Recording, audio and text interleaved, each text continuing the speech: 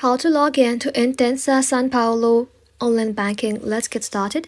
For that, first of all, open up your browser. In the search bar, you want to go ahead and simply search for Intesa Sanpaolo and then land in their official page.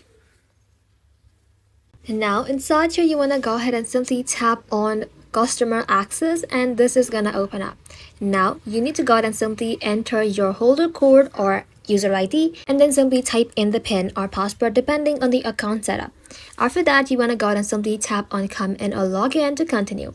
If your account uses two-factor authentication, complete the verification step using the Intesa Sanpaolo mobile app, you secure your device or verification code sent to you. If you have forgotten your credential, you can go ahead and simply tap on did you forget your PIN and you can recover or regain access to your account.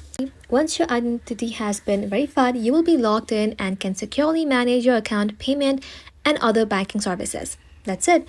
Thank you all for watching. If this video was helpful, consider subscribing to our channel and liking this video.